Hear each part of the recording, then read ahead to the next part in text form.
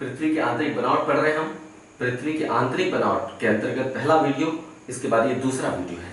पहले वीडियो में आपने देखा कि भूकंप विज्ञान के साक्ष्यों से पृथ्वी की आंतरिक बनावट के विषय में क्या पता चलता है। पहले वीडियो में आपने एक अनुमान परक अध्ययन किया। कैसा अनुमान? जैसा कि भूकंप के दौरान पृथ्वी में जो तरंगें पैदा होती हैं, विशेष रूप से पी और एस तरंगें, पी और एस तरंगों के गति और भ्रमण पथ से जो अनुमान लगाए जा सकते थे, वो पहले वीडियो में हमने लगाने का प्रयास किया। दूसरे वीडियो में हम स्पष्ट रूप से पृथ्वी के आंतरिक बनावट को 3 भागों में बांटेंगे और पुनः इन 3 भागों को उप भागों में बांटेंगे, जैसे क्रस्ट, मेंटल और कोर। तो पुनः इन 3 भागों को या 3 वृहद मंडलों को उपमंडलों में बांटेंगे और उनके गुण धर्मों का हम इसमें अध्ययन करेंगे। पृथ्वी की आंतरिक बनावट, इसे स्टार्ट करते हैं। भूकंप विज्ञान के साक्ष्यों के आधार पर पृथ्वी की आंतरिक बनावट को 3 भागों में बांटा गया है। कैसे लिखेंगे इसे आप? भूकंप विज्ञान के साक्ष्यों के आधार पर पृथ्वी की आंतरिक बनावट को 3 भागों में बांटा गया है।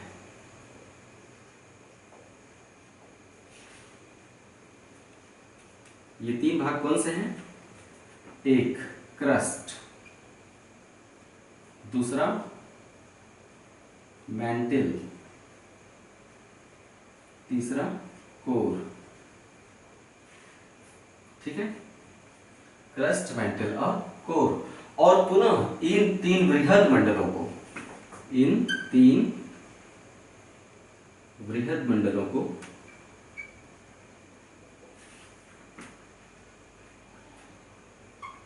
उपमंडलों में बांटा गया है।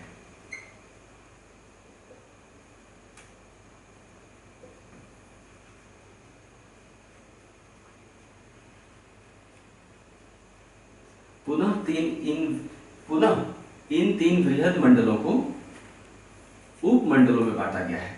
इन उपमंडलों की जानकारी आप इन तीनों वृहद मंडलों का वर्णन करते समय देखेंगे। यहाँ पे एक चित्र बनाया गया है। चित्र में बहुत ही कुशलता से तीनों वृहद मंडलों को दर्शाया गया है। ऊपरी मंडल यानी पृथ्वी के आंतरिक भाग में, आंतरिक बनावट में सबसे बाहरी भाग क्रस्ट सबसे पतला है। उसके बाद 30 से लेके 2900 किलोमीटर, ये किलोमीटर गहराई दर्शाई गई है। ये पृथ्वी की आंतरिक बनावट का अनुप्रस्थ काट चित्र है, यानी ये सतह है, भू सतह, और यहाँ पे क्या है 6370, ये पृथ्वी का केंद्र है। 0 किलोमीटर से 30 तक क्रस्ट, 30 से 2900 किलोमीटर तक मेंटल, और 2900 से 6370 अर्थात केंद्र तक, 2900 से केंद्र तक कोर का विस्तार है। पुनः आप देखेंगे कि हमने 3 मंडल बताए, क्रस्ट, मेंटल और कोर। इन तीनों वृहद मंडलों को अलग अलग भागों में बांटा गया है, जैसे ऊपरी मेंटल, निचला मेंटल। ऊपरी मेंटल 30 से 70, निचला मेंटल 70 से 2900। इसी तरह से बाह्य कोर, आंतरिक कोर, इसे ऊपरी और निचला कहते हैं, और कोर को बाह्य और आंतरिक कहते हैं। बाह्य कोर या आउटर कोर 2900 से 5100 आउटर कोर, और 5100 से 6370 इनर कोर यानी आंतरिक कोर। हिंदी में क्रस्ट को भूपर्पटी, मेंटल को प्रवार और कोर को अंतरतम कहते हैं, यानी भूपर्पटी, प्रवार और अंतरतम। ठीक है, इंग्लिश नाम यहाँ पे लिखा ही हुआ है। आइए इसका वर्णन स्टार्ट करते हैं। एक चीज, वर्णन स्टार्ट करने से पहले कुछ बातें अचानक से आएंगी और आप चौंक जाएंगे, उससे बेहतर है कि मैं कुछ बातें और बता दूं। 3 वृहद मंडलों की बात की मैंने, क्रस्ट, मेंटल और कोर। उपमंडल छोड़ दीजिए, क्रस्ट, मेंटल और कोर। ठीक है, इन 3 वृहद मंडलों के बीच, ये 3 वृहद मंडल किस आधार पर वर्गीकृत किए गए हैं? घनत्व में अंतर के आधार पर या भूकंपी तरंगों की गति में अंतर के आधार पर। पिछली वीडियो में आपने देखा था, मैंने बताया था कि भूकंपी तरंगों की गति में अंतर तभी आता है जब माध्यम के घनत्व में अंतर आता है। राइट, भूकंपी तरंगों की गति में अंतर तभी आता है जब माध्यम के घनत्व में अंतर आता है। तो पृथ्वी के अंदर भूकंप के दौरान भूकंपी तरंगों की गति में जहां भी अंतर आता है, अचानक से अंतर आ जाता है, तो हमने मान लिया है कि वहां से एक नई परत शुरू होती है। जैसे क्रस्ट के नीचे जाने पर, यानी 30 किलोमीटर से गहराई में जाने पर भूकंपी तरंगों की गति में अचानक अंतर आ जाता है, तो हमने मान लिया कि 30 किलोमीटर के नीचे एक दूसरी परत है। इसी तरह से 2900 किलोमीटर की गहराई में जाने पर भूकंपीय तरंगों की गति में अचानक से फिर अंतर आता है। तो हमने मान लिया, क्योंकि गति में अंतर तभी आता है जब माध्यम के घनत्व में अंतर आता है। तो जहां भी भूकंपीय तरंगों की गति में अंतर आया है उसे हमने एक अलग परत मान लिया है। क्यों? किस आधार पर? कि तरंगों की गति में अंतर मतलब माध्यम के घनत्व में अंतर। अब अगर तीन अलग अलग घनत्व वाली परतें हैं तो हम इसे तीन अलग अलग परतें मानते हैं, यानी कोर, मेंटल और क्रस्ट, मेंटल और कोर, इन तीनों परतों का घनत्व अलग अलग है। प्रमाण क्या है? क्योंकि इन तीनों में जाने पर भूकंपीय तरंगों की गति अचानक बदल जाती है। तो जब हम कहेंगे कि भूकंपीय तरंगों की गति में अंतर के आधार पर, तो उसको दूसरे शब्दों में किस आधार पर कह सकते हैं? किस तरह से? घनत्व में अंतर के आधार पर। जैसे अगर हम कहें कि भूकंपीय तरंगों की गति में अंतर के आधार पर मेंटल को दो भागों में बांटा गया है, ऊपरी मेंटल और निचला मेंटल। तो इसे दूसरे शब्दों में कैसे कह सकते हैं? घनत्व में अंतर के आधार पर मेंटल को दो भागों में बांटा गया है, ऊपरी मेंटल और निचला मेंटल। तो यानी भूकंपीय तरंगों की गति में अंतर से हम पहचान सकते हैं, या फिर दूसरे शब्दों में घनत्व में अंतर से भी तो पहचान सकते हैं, क्योंकि भूकंपीय तरंगों की गति किस पर आधारित होती है? घनत्व पर आधारित होती है ना? तो जहां भी भूकंपीय तरंगों की गति में अचानक अंतर आता है, अर्थात जहां भी घनत्व में अचानक अंतर आता है, तो दूसरी परत स्टार्ट हो जाती है। फिर से, जहां भी भूकंपीय तरंगों की गति में अचानक अंतर आता है पृथ्वी के अंदर, अर्थात घनत्व में अचानक अंतर आता है, तो हम उसे दूसरी परत मान लेते हैं। और उसी समय उन दोनों परतों के बीच एक असातत्य क्षेत्र का निर्माण होता है, डिसकंटिन्यूटी जोन। असातत्य क्षेत्र यानी ऐसा असातत्य क्षेत्र जो भंग कर देता है। क्या भंग करता है? भूकंपीय तरंगों की गति को बदल देता है, या तो तेज कर देता है या गति को कम कर देता है। तो इस एक सीमा का निर्माण होता है, तीनों परतों के बीच एक सीमा का निर्माण होता है। उस सीमा को हम क्या कहते हैं? असातत्य क्षेत्र। असातत्य क्षेत्र, डिसकंटिन्यूटी जोन।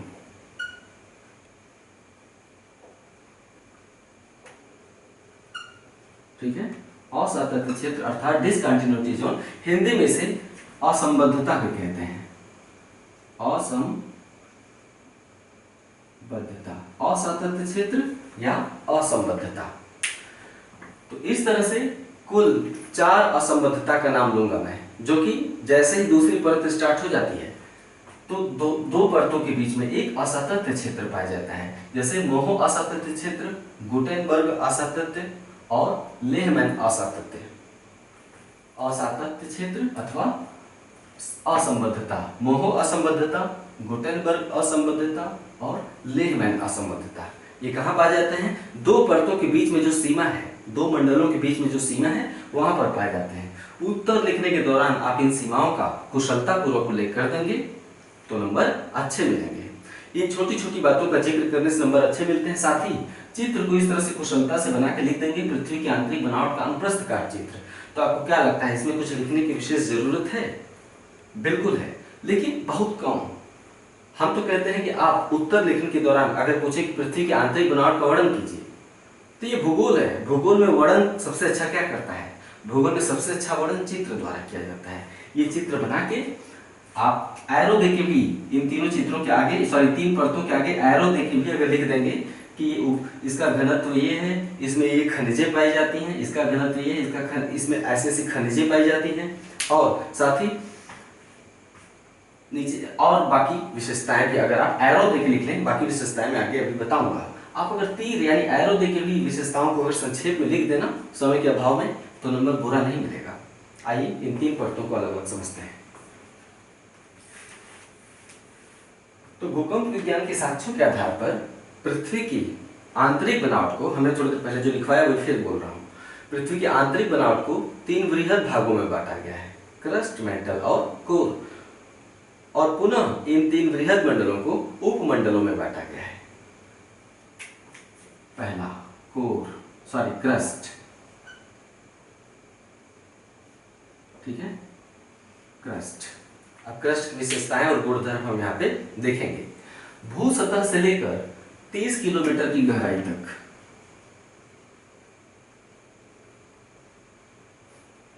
भू सतह से 30 किलोमीटर की गहराई तक क्रस्ट का विस्तार है, यानी भूपर्पटी का विस्तार है। भू सतह से 30 किलोमीटर की गहराई तक। भूकंपी तरंगों की गति में अंतर के आधार पर भूकंपी तरंगों की गति में अंतर के आधार पर क्रस्ट को 2 भागों में बांटा गया है, या ऐसे भी कह सकते हैं घनत्व में अंतर के आधार पर क्रस्ट को 2 भागों में बांटा गया है, ऊपरी क्रस्ट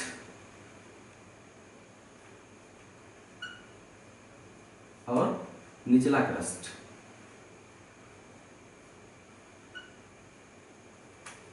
ठीक है, ऊपरी क्रस्ट और निचला क्रस्ट। और इन दोनों के मध्य पाए जाने वाले असातत्य क्षेत्र को, ऊपरी क्रस्ट और निचला क्रस्ट के मध्य पाए जाने वाले असातत्य क्षेत्र को कोनराड असंबद्धता कहते हैं। कोनराड असंबद्धता। घनत्व में अंतर के आधार पर क्रस्ट को 2 भागों में बांटा गया है, ऊपरी क्रस्ट और निचला क्रस्ट, और इन दोनों के मध्य पाए जाने वाले असातत्य क्षेत्र को कोनराड असंबद्धता कहते हैं। ठीक है, नेक्स्ट।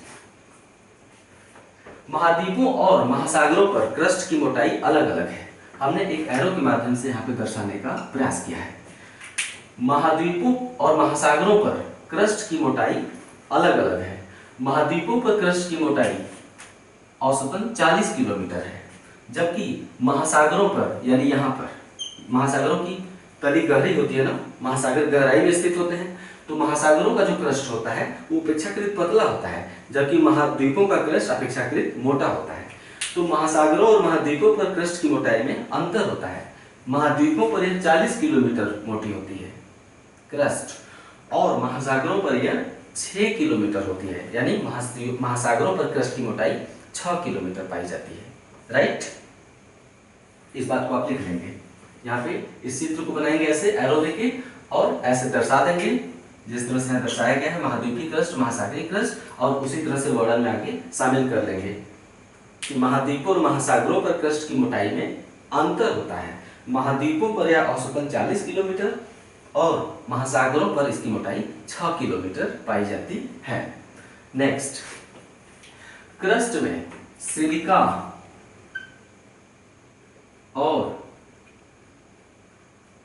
एल्यूमिनियम, क्रस्ट में सिलिका और एल्यूमिनियम जैसे खनिजों की अधिकता पाई जाती है।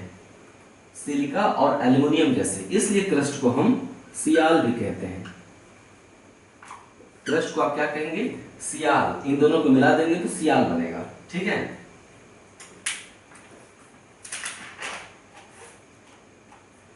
क्रस्ट का औसत घनत्व 3 है। हम 3 कहते हैं, औसत घनत्व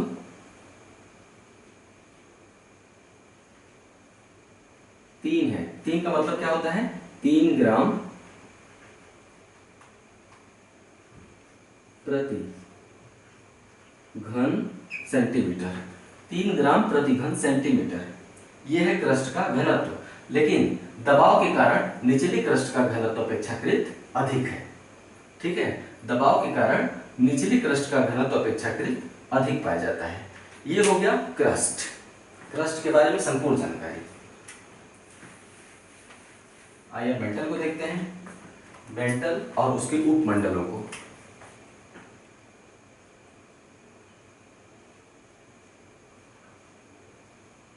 मेंटल,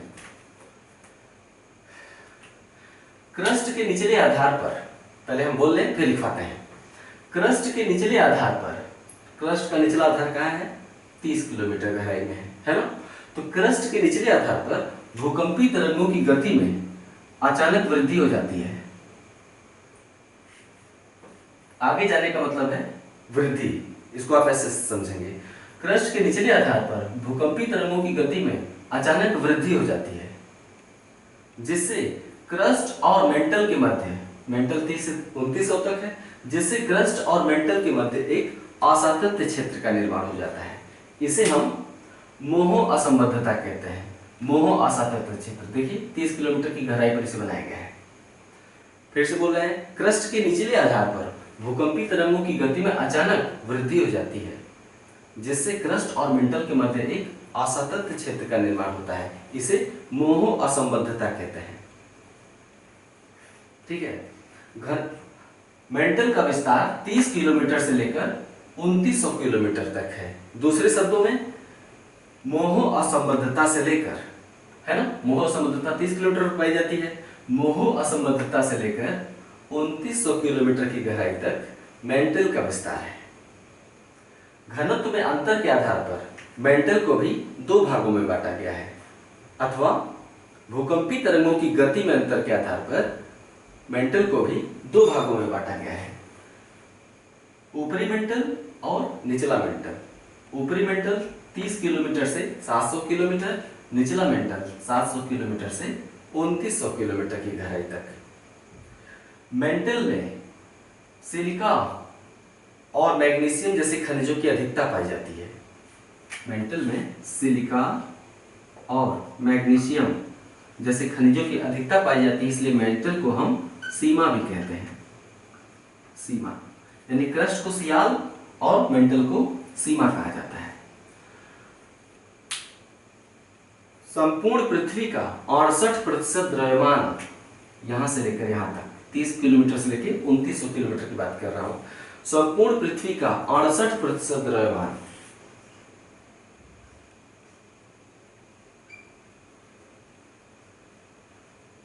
और 83% आयतन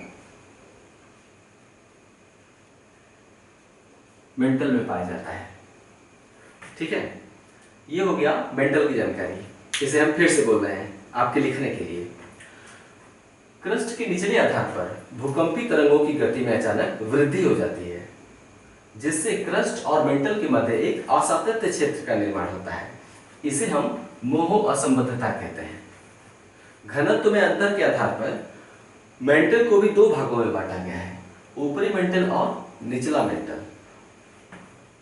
इन ऊपरी मेंटल की मोटाई 30 किलोमीटर से लेकर 700 किलोमीटर तक है और निचले मेंटल की मोटाई 700 किलोमीटर से 2900 किलोमीटर तक है। ऊपरी और निचले मेंटल के मध्य पाए जाने वाले, यहाँ पे असंबद्धता क्षेत्र का जिक्र नहीं भी करेंगे चलेगा। मेंटल में सिलिका और मैग्नीशियम जैसे खनिजों की अधिकता है, इसलिए मेंटल को सीमा भी कहा जाता है। मेंटल में संपूर्ण पृथ्वी का 68% द्रव्यमान और 83% आयतन पाया जाता है। ठीक है, यानी संपूर्ण पृथ्वी का सबसे ज्यादा द्रव्यमान और सबसे ज्यादा आयतन मेंटल के अंतर्गत पाया जाता है। ठीक, ये हो गया मेंटल की जानकारी।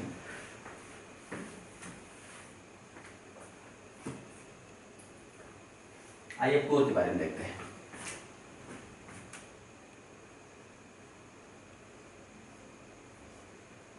कोर मेंटल के निचले आधार पर, यानी 2900 किलोमीटर के नीचे की बात कर रहा हूं। मेंटल के निचले आधार पर भूकंपी तरंगों की गति में अचानक कमी आती है।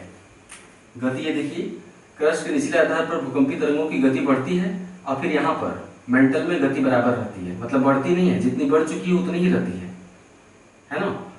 और मेंटल के निचले आधार पर भूकंपी तरंगों की गति में अचानक कमी आती है। ठीक, इधर गया तो गति में वृद्धि हो रही थी और मेंटल के नीचे जाने पर गति में अचानक इधर गया तो कमी आ रही थी, ऐसे समझेंगे। ठीक है, तो इसको आप ऐसे लिखेंगे।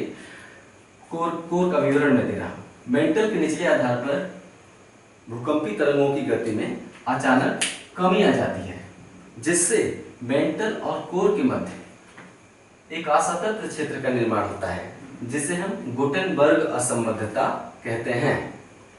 गुटेनबर्ग असंबद्धता अथवा 2900 किलोमीटर की गहराई से लेकर पृथ्वी के केंद्र तक अर्थात 6370 किलोमीटर तक कोर का विस्तार है।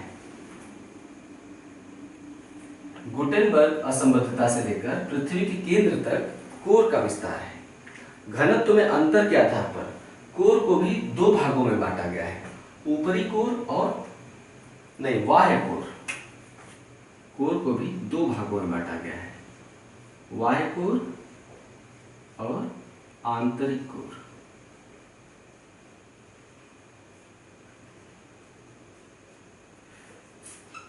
हाँ, बाह्य कोर और आंतरिक कोर को लिखने से पहले एक बात और यहां पे जिक्र कर देना ठीक रहेगा। क्या?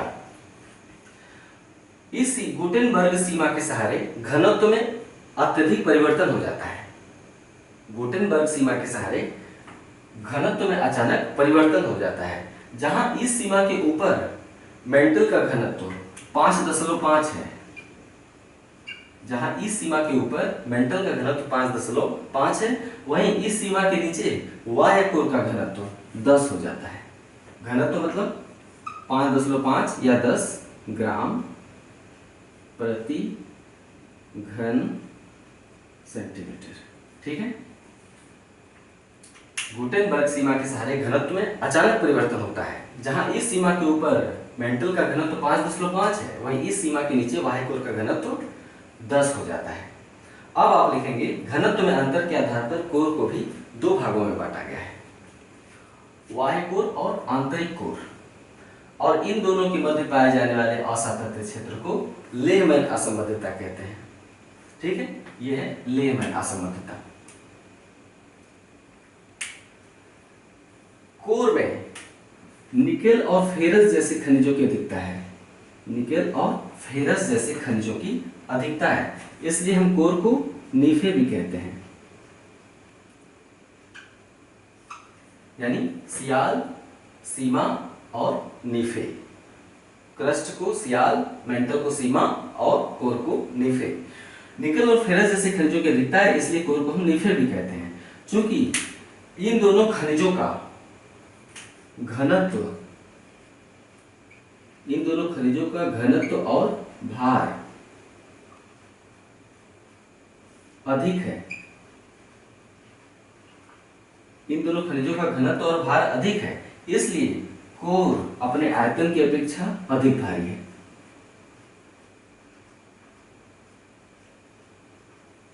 कोर अपने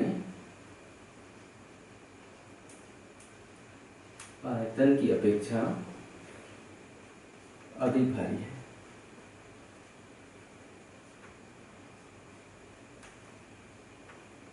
ठीक है, मतलब जितना इसका आयतन है, आयतन कैसा होगा, ऐसा होगा, है ना।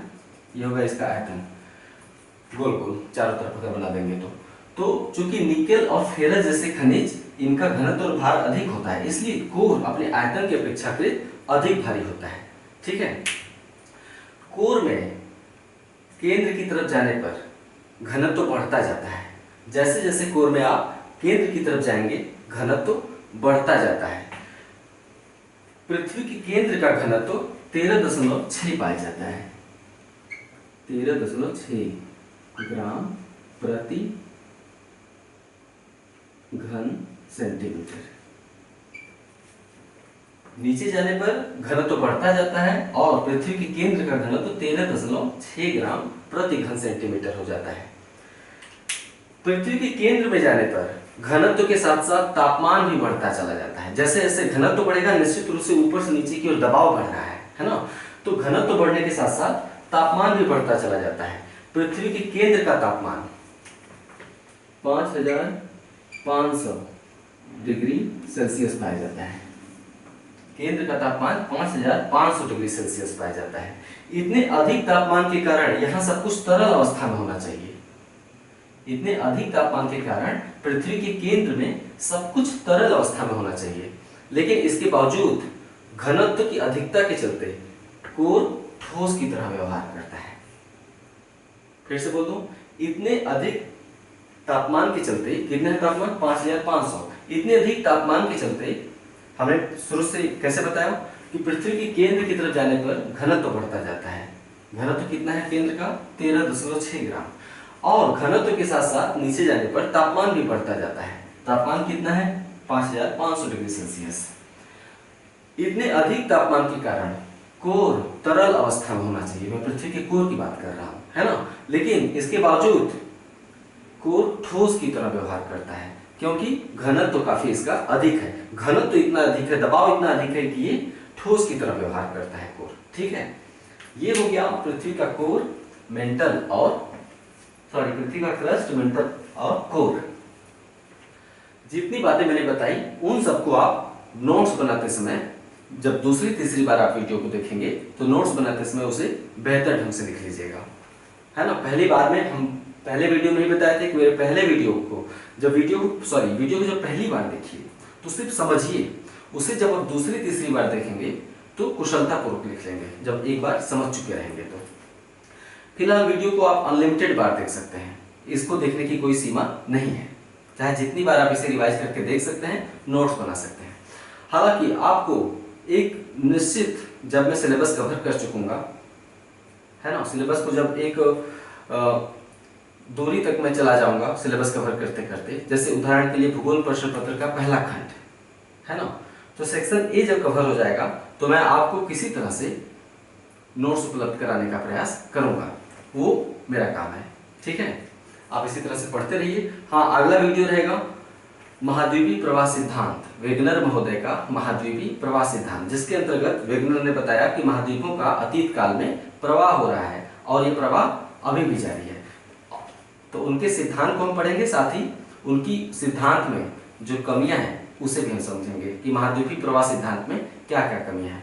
उसके बाद आप प्लेट टेक्टोनिक थ्योरी पढ़ेंगे। तब प्लेट टेक्टोनिक थ्योरी में आप देखेंगे कि वेगनर महोदय ने महाद्वीपों के प्रवाह की जो व्याख्या की थी, महाद्वीपों का प्रवाह हुआ है ये तो सही है, लेकिन महाद्वीपों के प्रवाह का जो कारण बताया था वेगनर महोदय ने, वो उन्होंने सही नहीं बताया था। महाद्वीपों के प्रवाह का सही कारण कहाँ पता चलेगा? प्लेट टेक्टोनिक थ्योरी में पता चलेगा। तो इसी तरह से पढ़ते रहिए, नोट्स बनाते रहिए। मिलते हैं जल्दी ही। नमस्कार।